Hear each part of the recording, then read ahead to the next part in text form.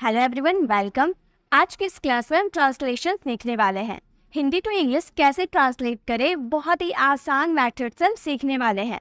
अगर आपको translation method नहीं आता है तो इंग्लिश सीखना बेकार है, क्योंकि जब आप इंग्लिश में किसी से कॉन्वर्सेशन करते हो तो आपके पास हिंदी के काफी सारे सेंटेंसेस होते हैं, बट उसे इंग्लिश में जब तक आप ट्रांसलेट करना नहीं सीखोगे तब तक आप इंग्लिश कैसे बोल पाओगे। इसीलिए आज के इस वीडियो में मैं आप लोगों के लिए बहुत ही इजी तरीके से ट्रांसलेशन कैसे की जाती है वो मैं आपको समझाने वाली हूँ। तो ट्रांसलेशन करने के लिए सबसे ज़्यादा ज़रूरी क्या है? तो ट्रांसलेशन करने के लिए ज़रूरी है कुछ ग्रामर रूल। तो अगर ग्रामर रूल्स आपको पता है तो आप ट्रांसलेशन करना सीख जाओगे। तो ग्रामर्स तो मैं आपको काफ़ी बार सिखा चुकी हूँ, तो आज के इस वीडियो में आपकी दो चीज़ हो जाएंगे। एक तो आप ट्रांसलेशन करना सीख जाओगे एंड सेकेंड आपकी ग्रामर की बहुत ही अच्छी प्रैक्टिस हो जाएगी। तो आपको वीडियो में एंड तक बने रहना है। बहुत ही इजी वे में हम लोग ट्रांसलेशन प्रैक्टिस करने वाले हैं। तो हमारे सबसे पहले ट्रांसलेशन करने से पहले हम ये जान लेते हैं कि किसी भी सेंटेंसेस को फ्रेम करने के लिए किस स्ट्रक्चर को फॉलो किया जाता है। तो ट्रांसलेशन को फ्रेम करने के लिए सबसे पहले आपको सब्जेक्ट जरूरी होता है, देन आपको वर्ब जरूरी होता है एंड आपको ऑब्जेक्ट यूज करना होता है। ये हमारे सेंटेंसेस को फ्रेम करने का तरीका है। तो यहाँ पे वह जो है ये हमारा क्या है? ये हमारा सब्जेक्ट है। यहाँ जो अंग्रेजी है ये हमारा क्या है? ये हमारा ऑब्जेक्ट है। और यहाँ जो बोलता है यानी कि बोलना हो गया, ये हमारा क्या है? ये हमारा वर्ब है, यानी कि इसमें एक्शन हो रहा, बोलने का एक्शन हो रहा, तो ये हमारा वर्ब हो गया। तो यहाँ पे देखिए हमारा रूल क्या है? सबसे पहले हमें सब्जेक्ट यूज करना होता है, देन हमें वर्ब यूज करना होता है, देन हमें ऑब्जेक्ट यूज करना होता है। लेकिन जब हम हिंदी के स्ट्रक्चर की बात करते हैं तो सबसे पहले हमें सब्जेक्ट यूज करना होता है, then object, then verb. Verb हमेशा लास्ट में आती है, तो ये आप ध्यान रखिएगा। अगर हम हिंदी के अकॉर्डिंग अपने इंग्लिश को ट्रांसलेट करेंगे तो हमारा ट्रांसलेशन कैसे बनेगा? वह के लिए सबसे पहले हमें ही का यूज करना होगा, अंग्रेजी के लिए हमें यहाँ पर इंग्लिश का यूज करना होगा, देन बोलना के लिए हमें यहाँ पर स्पीक का यूज करना होगा। तो क्या ये हमारा सेंटेंस राइट होगा? हे इंग्लिश स्पीक, क्या हमारा सेंटेंस राइट होगा? नहीं। तो अगर आप थोड़ा बहुत जो ट्रांसलेशन जानते हो ना, थोड़ा बहुत, तो आप इसी तरह से आप उसका ट्रांसलेट करोगे, ये इंग्लिश स्पीक करोगे, तो वो तो ट्रांसलेशन रॉन्ग हो जाएगा। तो इसीलिए आपको ट्रांसलेशन के सही मेथड को सीखना जरूरी है। तो आप सही मेथड को सीखो। हमारे किसी भी सेंटेंसेस को फ्रेम करने के लिए सबसे पहले हमें क्या जरूरी है? सबसे पहले हमें सब्जेक्ट ही लगाना होता है, देन वर्ब, देन ऑब्जेक्ट। तो अब इस तरह से अपने सेंटेंसेस को बनाएंगे तो हमारा सेंटेंस क्या बनेगा? सबसे पहले हमें सब्जेक्ट यूज करना है। सब्जेक्ट क्या है हमारा? सब्जेक्ट हमारा है ही, तो हमें पहले ही का यूज करना होगा। देन हमें वर्ब का यूज करना है ना, तो वर्ब हमारा क्या है? वर्ब हमारा है स्पीक। देन हमें स्पीक का यूज करना होगा। यहाँ पे हम लोगों ने स्पीक का यूज कर दिया। और स्पीक का यूज करने से पहले हमें ग्रामर के रूल को जानना होगा। ग्रामर क्या बोल रहा है? ये सेंटेंस किस तरह का सेंटेंस है? वह अंग्रेजी बोलता है, ये किस तरह का सेंटेंस है? ता है। यहाँ पे आप ता है बोल रहे हैं, यानी कि ये प्रेजेंट इंडेफिनिट का सेंटेंस है। आप लोगों ने तो टेंस पढ़ा है। अगर टेंस नहीं पढ़ा तो मैंने टेंस की वीडियो अपलोड कर रखी हूँ, बिल्कुल इजी लैंग्वेज में मैं आपको टेंस सिखाई हूँ। अगर आपको टेंस नहीं आता है तो वो वीडियो को जरूर विजिट कीजिएगा। उस वीडियो को देखने के बाद मैं आपको 100% की गारंटी दे सकती हूँ कि आपको टेंस में कोई दिक्कत नहीं होगी। तो यहाँ पे हम बोल रहे ता है यानी कि प्रेजेंट इंडेफिनिट का सेंटेंस है, जिसे हम प्रेजेंट सिंपल भी बोलते हैं। तो इसमें क्या होता है? इसका स्ट्रक्चर होता है सब्जेक्ट, देन आपको वर्ब का फर्स्ट फॉर्म या वर्ब का फिफ्थ फॉर्म यूज करना होता है, देन आपको इसमें ऑब्जेक्ट का यूज करना होता है। तो इस स्ट्रक्चर को फॉलो करेंगे। लेकिन बात ये आती है कि सब्जेक्ट के बाद दो वर्ब है, एक है वर्ब का फर्स्ट फॉर्म, एक है वर्ब का फिफ्थ फॉर्म। तो किसका यूज करें? तो गाइस, जब आप थर्ड पर्सन सिंगुलर की बात करें, थर्ड पर्सन सिंगुलर हमारा क्या क्या होता है? ही, सी, इट, या किसी वन पर्सन का नाम हो, वन पर्सन सिंगुलर पर्सन हो, तो वहां पे आपको वर्ब का फिफ्थ फॉर्म यूज करना है। बाकी जो सब्जेक्ट बच गया सबके साथ आपको वर्ब का फर्स्ट फॉर्म यूज करना है। तो यहाँ पे ही है, ही हमारा है यानी कि थर्ड पर्सन सिंगुलर है, तो इसमें एज का यूज करना होगा, स्पीक्स हो जाएगा। हे स्पीक्स। देन हमें ऑब्जेक्ट का यूज करना है, ऑब्जेक्ट का यूज करेंगे। ऑब्जेक्ट क्या है हमारा? ऑब्जेक्ट है हमारा इंग्लिश। तो हमारा सेंटेंस क्या फ्रेम हुआ? ही स्पीक्स इंग्लिश, वह इंग्लिश बोलता है। तो इस तरह से ट्रांसलेशन किया जाता है। सबसे पहले हमें स्ट्रक्चर को ध्यान में रखना होता है कि स्ट्रक्चर क्या होता है। देन हमें ग्रामर रूल्स को ध्यान में रखना होगा कि किस तरह का सेंटेंस है। देन हमें उससे सेंटेंस को ट्रांसलेट करना है। अब आप सोचेंगे कि क्या इंग्लिश बोलने के लिए इतना कुछ सोचना पड़ेगा। पहले स्ट्रक्चर याद करो, देन उसमें कौन से वर्ब लगेंगे, कौन सा वो टेंस का सेंटेंस है, इतना कुछ याद रखेंगे तो हम इंग्लिश कैसे बोलेंगे। तो गाइस आप पहले ये याद करो कि स्ट्रक्चर क्या होता है, टेंस कौन सा है वो, ये पहले याद कर लो, फिर उसे बार बार आप रिपीट करो। रिपीट करने से आपकी उसकी प्रैक्टिस हो जाएगी और आप बिना सोचे समझे इंग्लिश बोलने लगोगे। गारंटी है गाइस, अगर आप इसे अच्छे से प्रैक्टिस करते हो, पहले आप ट्रांसलेशन करना सीख जाओ ग्रामर रूल्स के हिसाब से, देन आप इसे प्रैक्टिस करो, देन आप आराम से इंग्लिश बोल पाओगे। तो ये तो आपको समझ में आ गया कि क्या रूल है। तो चलिए अब हम सेंटेंसेस को फ्रेम करते हैं। तो हम सबसे पहले टाइप 1 की बात करेंगे। टाइप 1 में किस तरह के सेंटेंस होते हैं। तो टाइप 1 में एक तो आपका सब्जेक्ट होता है, देन आपका मेन वर्ब होता है। इसमें हेल्पिंग वर्ब नहीं होता है, सब्जेक्ट के बाद डायरेक्ट मेन वर्ब होता है। तो ये किस तरह के सेंटेंस होते हैं, पहले हम प्रेजेंट की बात करें, ठीक है। प्रेजेंट में जैसे आप इस तरह के सेंटेंस बोलते हो ना, मैं लिखता हूँ, वह पढ़ता है, वह सोता है, वह खेलता है, हम पढ़ते हैं, वे लोग नाचते हैं, रवि खाता है। तो इस वाला सेंटेंस जो आप बोल रहे हो ना, कोई एक्शन कर रहा है और लास्ट में ता है, ती है, ऐसे वाले सेंटेंसेस आ रहा है, यानी कि उसमें सब्जेक्ट के बाद डायरेक्ट आपको मेन वर्ब का यूज करना है, कोई हेल्पिंग वर्ब का यूज नहीं करना है। तो यहाँ पे हमारा सेंटेंस है मैं लिखता हूँ, लिखने का काम कर रहा हूँ। तो यहाँ पे आपका ता है आ रहा है ना, ता है आ रहा है, यानी कि हमारा प्रेजेंट सिंपल का सेंटेंस है जो सब्जेक्ट डायरेक्ट मेन वर्ब का यूज करना है। तो सब्जेक्ट हमारा क्या है, मैंने यहाँ पे सारे सब्जेक्ट लिए हैं, मैं, वह, किसी गर्ल की बात करें तब, हम, वे, रोहन, आप, सभी तरह के मैंने सब्जेक्ट लिए हैं ताकि सब किसी भी सब्जेक्ट के साथ कौन से वर्ब का यूज करना है ये आपको समझ में आ जाए। इसीलिए मैंने सभी तरह के सब्जेक्ट को मैं ली हूँ, इसलिए मैं सभी तरह के सब्जेक्ट आप लोगों के लिए ली हूँ। तो यहाँ पे पहला हमारा सब्जेक्ट है मैं लिखता हूँ। तो मैं के लिए सबसे पहले आई का यूज करेंगे, आई लिख दिए। उसके बाद मेन वर्ब लगाना है। मेन वर्ब हमारा क्या है, मैंने क्या बताया था, आपका वर्ब क्या है, जो काम हो रहा है, यानी कि यहाँ पर लिखने का काम हो रहा है, वो क्या है, हमारा मेन वर्ब है। तो लिखना हमारा क्या है, मेन वर्ब है। इसका इंग्लिश होता है राइट। आई राइट, मैं लिखता हूँ, आई राइट। इसमें एस नहीं लगता है क्योंकि ये थर्ड पर्सन सिंगुलर नहीं है। नेक्स्ट है वह पढ़ता है। आप किसी बॉय की बात कर रहे हैं कि वह पढ़ता है, किसी बॉय की बात करेंगे तो वह के लिए ही यूज करना होगा, बॉय के लिए।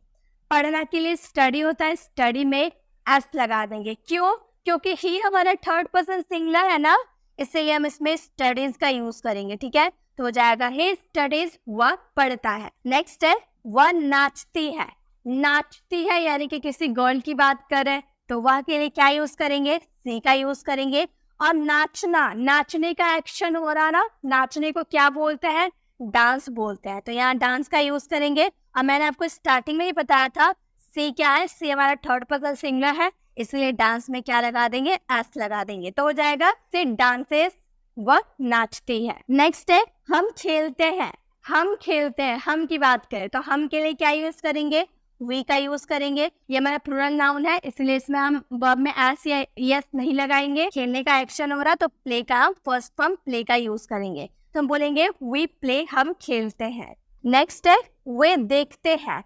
वे देखते हैं तो वे के लिए हम क्या यूज करेंगे, दे का यूज करेंगे। मतलब वे लोग बहुत जन है इसलिए दे का यूज किए। देन वे बहुत जन है, प्लूरल नाउन है ना, यानी कि वर्ब में वर्ब का फर्स्ट फॉर्म लगेगा। तो दे के साथ देखने का सी होता है, सी का फर्स्ट फॉर्म सी आप यूज कर दीजिए, या फिर देखने के लिए वॉच का भी यूज करते हैं तो आप वॉच का भी यूज कर सकते हैं। नेक्स्ट है रोहन रोता है। रोहन हमारा क्या है, थर्ड पर्सन सिंगुलर है, कोई एक लड़का है ना, रोहन एक लड़का है, तो हम रोहन के लिए रोहन का यूज करेंगे, बोलेंगे रोहन। आज ये थर्ड पर्सन सिंगुलर है यानी कि इसमें एस या एस लगेगा। रोने का होता है क्राई, और क्राई में ईएस लगा देंगे तो हो जाएगा क्राइस। रोहन क्राइस, रोहन रोता है। नेक्स्ट है आप गाते हो। आप यानी कि यू हो जाएगा और गाना यानी कि सिंग हो जाएगा। ये हमारा सेकेंड पर्सन यू है, इसलिए इसमें एस या एस नहीं लगाए। यू सिंग, आप गाते हो। तो फर्स्ट टाइप आपको समझ में आ गया। फर्स्ट टाइप ऐसे ही सेंटेंसेस होते हैं। सेकेंड टाइप है हमारा subject then main verb and object. इस तरह के स्ट्रक्चर में सेंटेंस कैसे होते हैं वो देखते हैं। टाइप 2 में सेंटेंसेस आते हैं मैं पत्र लिखता हूँ। ये भी सेंटेंस होता है ता होते हैं, लेकिन इसमें जो होता है ना, इसमें ऑब्जेक्ट की भी बात कर रहा है। इसमें देखिए, मैं क्या है, सब्जेक्ट है, पत्र क्या है, ऑब्जेक्ट है, और लिखना क्या है, वर्ब है। तो यहाँ पर तीनों चीज है ना, सब्जेक्ट भी है, मेन वर्ब भी है, और ऑब्जेक्ट भी है। जैसे मे का क्या होगा, आई हो जाएगा, आई लिखेंगे।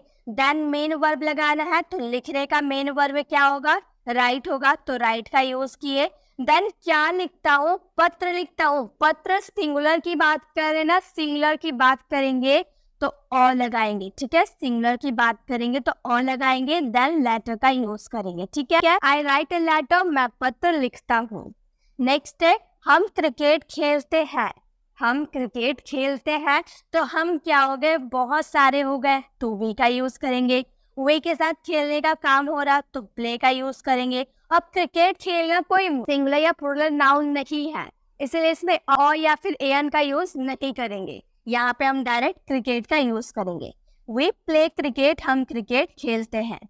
रोहन इंग्लिश पढ़ता है। रोहन हमारा क्या हो गया, थर्ड पर्सन सिंगुलर हो गया, रोहन। देन पढ़ने का क्या होता है, स्टडी होता है या फिर रीड। चलिए रीड का यूज कर देते हैं, रीड का यूज करेंगे। देन इसमें एस का यूज करेंगे क्योंकि रोहन थर्ड पर्सन सिंगुलर है। देन इंग्लिश की बात की है तो यहाँ पर इंग्लिश लिख देंगे, ठीक है।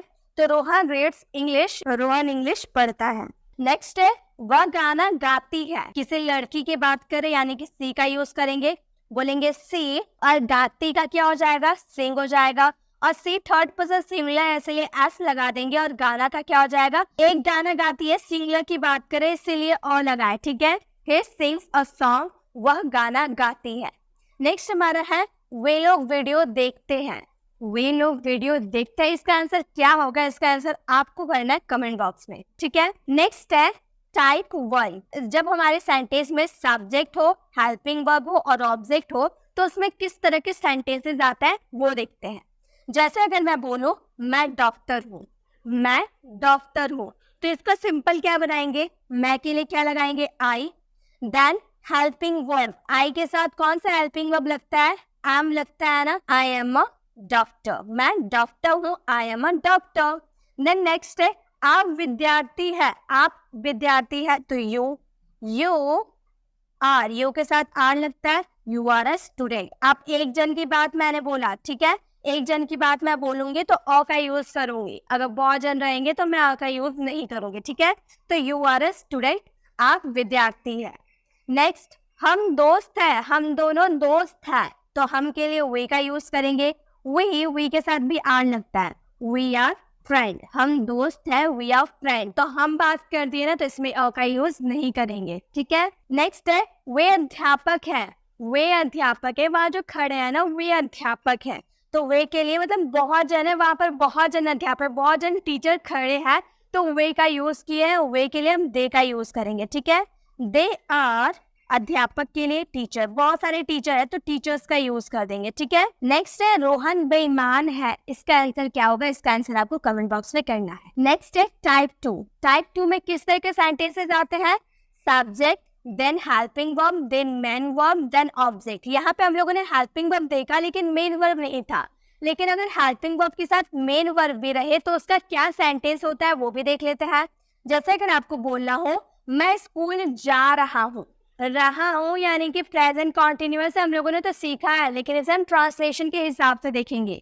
तो मैं के लिए सबसे पहले आई का यूज करना है, देन हेल्पिंग वर्ब। जब भी आप रहा हूँ बोलते हैं तो उसमें इज एम आर का हेल्पिंग वर्ब का यूज किया जाता है प्रेजेंट के लिए, तो आई के साथ क्या लगता है, एम का यूज होता है। देन मेन वर्ब हमारा क्या है, जाना है, जाना में आई एन जी लगा देंगे तो गोइंग हो जाएगा, I am going. Then object क्या हो जाएगा, to school, I am going to school, मैं स्कूल जा रहा हूँ। नेक्स्ट, वैसे ही आप खेल रहे हो, आप खेल रहे हो यानी कि आप यानी कि यू के साथ क्या लगाएंगे, आर लगाएंगे। यू आर, खेलने का काम हो रहा है यानी कि प्ले, प्ले में आई एन जी यूज कर देंगे तो क्या हो जाएगा, प्लेइंग।